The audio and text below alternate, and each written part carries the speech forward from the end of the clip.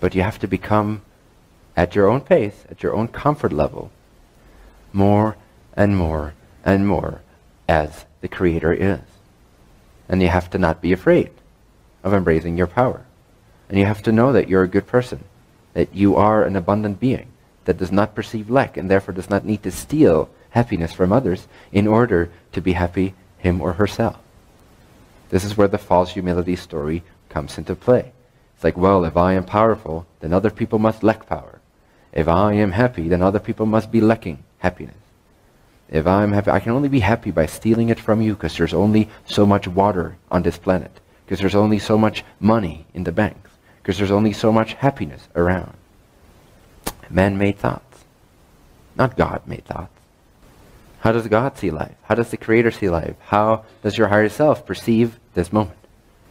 As one of many infinite possible realities, all coexisting right here, right now, with no lack for anyone in any aspect of life. That is how it sees creation. If you want to become more like it, you have to see more as it sees. How do you do that? Clear out any perspective that makes you feel bad. That's where the guidance system of the emotional body comes in. It is your higher self letting you know the fastest way to merge with it, to become more like it in form, in expression. Whenever you feel bad, it is letting you know that you're placing your vibration further away from the truth of creation. Whenever you feel good, it's letting you know that the way you see life is rooted in a vibrational state, a position that is closer in alignment to the way that the Creator sees itself. That's what feels amazing. So in order to attract an amazing life, pay attention to when you feel bad. Transform the negative perceptions that distort you further away from the One, and replace it with a perspective that is holistic, beautiful, compassionate, and abundant and infinite in nature. And you'll feel instantly better. Why? Because the emotional body is not a random mechanism, although we've polluted it quite a bit. Make it seem random. But it is a very clear guidance system, even now in our polluted state, of higher self communicating to lower self, whether or not our perspective is right or wrong. Very simple. Yes, there is right and wrong in that sense. Not value-wise. Everyone is right. Everyone has validity, equal validity. But in terms of your perspective being correct or incorrect, that's absolutely there. And incorrect perspectives still add to the expansion of creation, so it's still allowed, it's still valid, it's still loved. However, from a very individual relative point of view, the quickest way to become more as your higher self already is to notice when you feel bad and change your perspective to one that feels amazing, which is literally your higher self entering your being, letting you know, thank you for widening your channel to receive more of me. This is what feels good. When it feels bad, it means you're contracting yourself. You're pinching, you're squeezing the flow, the amount of flow of higher self that is possible for you. So something is something is happening, something is incorrect in the way you see life. In order to accelerate your expansion, which will always be gradual as long as you're physically focused, but that's beautiful, that's valuable, is to expand, to open up, to receive more joy, to know you're worthy of joy, first of all. Because to think you're not worthy of joy is already an out-of-alignment perspective. As long as you believe you're unworthy of feeling good, you're not going to allow yourself to feel good. So check in before you even try this empowerment thing. See if you believe you're worthy of feeling good. Or whether that's a bad thing, a sinful thing, an egotistical thing. My teacher told me I should not feel good. It's bad to feel good. It's not in acceptance, it's not in flow. I should feel bad and be really happy about that. I should feel bad and accept it as it is and not move. Just don't move. Don't think. Okay, sorry. Or are you allowed to be happy? Which is the way the universe communicates with itself. You have to understand that beyond the human level, there is only infinite bliss. There is no justification, there is no cause and effect. If you want to become more expanded, more selfless, more true in your view of life, you have to let go of the human view of life, which is rooted in lack and unworthiness. It's not true. It's valid, it's an expression of the infinite, but it's not true. It's not correct. It doesn't feel good because it's not correct. Whatever is true feels good. Like truly, holistically, peacefully good. And excitingly good. Not just like, oh yeah, this feels good, but underneath, no, I know I did something that, I stole this happiness from someone else, and now I think I feel good for a moment. But no, not really. That's not the type of happiness I speak of. The happiness, the feeling good I speak of is a holistic overflowing of goodness. Feeling amazing about yourself no matter what. That is what creation is like all the time. Aside from inside the human mind bubbles. Even the human mind spiritual bubbles. If you truly wish to develop a true view, you have to let go of the human view, including the religious and the spiritual and the self-realization human view. You gotta really be selfless enough to get past all your barriers of sin and unworthiness and being afraid of your arrogance, which is the most arrogant thing you could do. Just be afraid of becoming arrogant. How arrogant of you to think that when you expand, you will become more egotistical. How's that possible? The ego is the substitute servant that takes care of us when we don't. What's the worst way to take care of yourself? By feeling bad all the time and reinforcing that, believing that that's how you should feel. Then of course the ego effect kicks in, because it wants to take care of you, make sure you're all right, make sure you're safe. Paradoxically, the ego effect free state does not appear humble per se. It appears bright and luminous and shiny and generous and free and epic and awesome and radiant and powerful, and it stands out, but only because no one else does, not because it is arrogant. It stands out because everyone else insists upon something that's not true, and they're closing down their channel. Then someone that opens up will stand out, will seem more shiny, will seem more arrogant, only because you don't. Listen to the arrogant people in this world. Learn from them. Not in a negative way. Learn from them in a harmonious way. Learn from the confident people. Learn from the shiny people, whether in the field of spirituality or not. I don't care.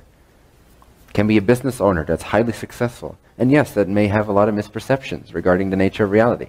But learn from their state somehow and apply it to your own harmonious, integral knowing of the goodness that you are. Start shining yourself, start radiating, start feeling more expanded beyond your chest, beyond your body. The more you feel enclosed by the body, the more that is a sign that you're seeing things in an incorrect way. Yes, there is incorrect ways of seeing things. And there is more correct ways of seeing things, more accurate, more relevant, more precise, more harmonious, more in line with all that is, being one inseparable being of infinite abundance. So shine, especially when no one else does. Step on their toes if they insist to put their toes right in front of your feet. Because that's what happens. Because when you start shining, you attract both more of the shininess as well as the opposite, making its unconsciousness more conscious to itself. How will it do that? It will attract certain shiny, standout examples. And it will bash them or embrace them. Learn from them consciously, thank you. Or learn from them unconsciously. But learn from what they attract, they will. So let everyone learn from you, because that's part of your service. In whatever way they choose to learn, positively or negatively. Accepting or rejecting. In resistance or in flow. Do not be afraid to shine. Or do. Whatever feels best, whatever feels more precise, accurate, and correct for you. But if we could all light up a little bit more, then no one else would have to stand out as much. Because we all would. And then no one does. 100 years from now, there won't be spiritual teachers anymore, as we know it. Hopefully. Be redundant. Be absolutely redundant. Spirituality will cease to exist. Because it's a man-made concept. It does not exist. We're just talking about life. We're just talking about creation. Spirituality is an antidote to having constricted our flow. Oh, are you a spiritual person by any chance? I've just discovered that I don't feel good all the time, and I want to explore what it's like to expand myself. Are you a spiritual person? Can I relate to you? That won't exist anymore. No, I'm not a spiritual person. That's just woo-woo. They're right. It is woo-woo. Spirituality does not exist. It is a man-made concept. It is for those that wish to escape. But also the view that there is no spirit, that there is no consciousness, that there is nothing more, is also incorrect. But spirituality is an antidote temporarily necessary to take us out of the compressed state, the contracted state, into the expanded state. Once you're in the expanded state, you see the inseparability of life and the brilliance of all that is. And then where is spirituality? Where is the spiritual person versus the non-spiritual being? Where is the one who is conscious versus the one that's somehow not conscious? It will cease to exist, hopefully. It will eventually. So when we all stand out, when we all shine, then no one stands up. And all will be brilliant in their own way, in their own right, and accepted and learned from, and everything will accelerate. Do not be afraid to shine. It is what this world needs. It's the best way to be a whistleblower on the ignorance of humanity. It's to shine. Doesn't mean you have to speak out, necessarily as I do. You can keep quiet if you want to. But by radiating, you will say so much more than you ever can from a contracted state of being. Be happy no matter what. Show people that they have the option to redefine the neutral appearance of the configuration of molecules. That's all it is. Configuration of molecules, which is energy, which is consciousness. We can choose how we wish to respond to something all the time. What we wish to create, what we wish to generate, how we wish to feel, how we wish to perceive this moment. Show people they have this choice by being an embodiment of it. And don't long for instant manifestation of your amazing life, because it keeps your pace slow. Why? Because you keep seeing it as not yet here. And it will have to respond to it not yet being here. I want instant manifestation. I want that thing now. In other words, I don't have it now. And life goes, oh, you don't have it now? Okay, you don't have it now. Whereas if you let go of that and start appreciating the curve that you're in, the upwards, accelerating, graduating curve that you're in, of accelerating the pace of your gradual manifestation so that the story makes sense to you and you can actually enjoy every stage of it. And the more conscious you are of yourself, the more in alignment you are with yourself, the quicker you learn from every single second, the more you extract from every single second. The more unconscious you are, the more it takes years to learn what a conscious person learns in a single second. So the more you become conscious, then yes, the more your manifestation abilities, seemingly, although they're already at their perfect maximum capacity, will start to reflect that ability to accelerate, to instantly manifest things more and more quickly and frequently. But only because the one who more quickly manifests, not because they skip things, but because they learn quicker from what is. Because they're more conscious of what is. Not what is in the circumstantial sense, like, oh, this is, so I must feel this way.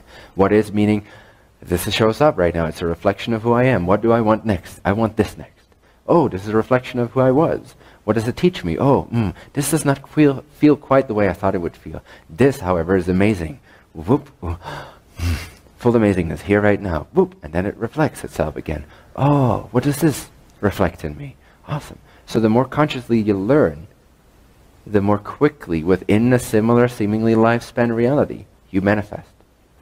But not because you're skipping steps, but because you're learning more efficiently. You need less time to bring something to your attention. Does that make sense? You can't skip ahead of your own theme. You wouldn't want to skip ahead of your own theme.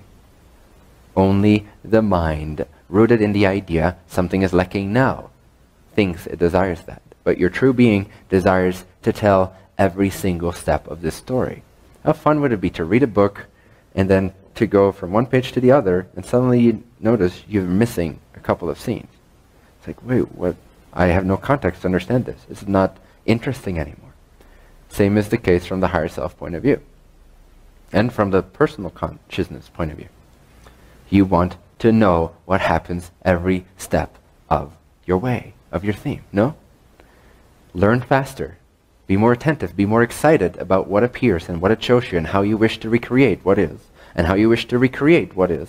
And how you wish to recreate what is. And how you wish to feel regardless of what is. And how you wish to feel regardless of what is. And how you wish to feel regardless of what is.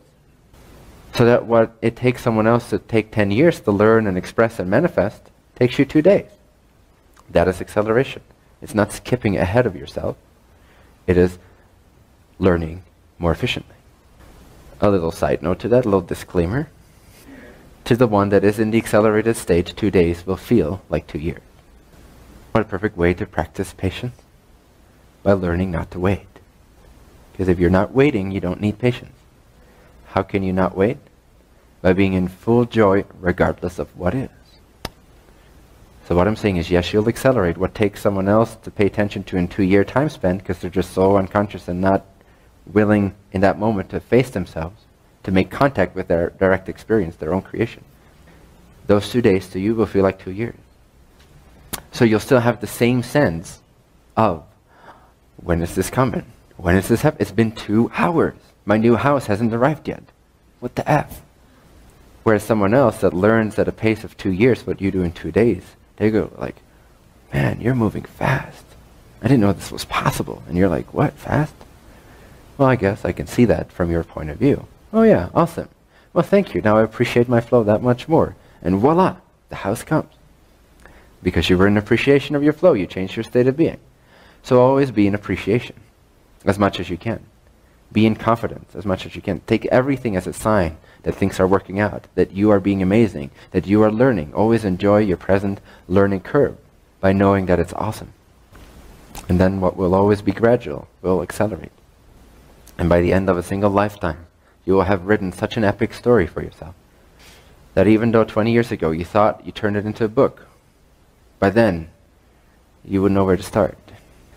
But you'll know that the book has been written, that the story has been told, that all the evidence exists and is stored, and that many beings alongside you have learned from your story. In fact, all of creation has learned from your story. So the book has been written. Be the example. Be the expansion. Be the accelerated learning. Be your own point of attraction. Be your own creator.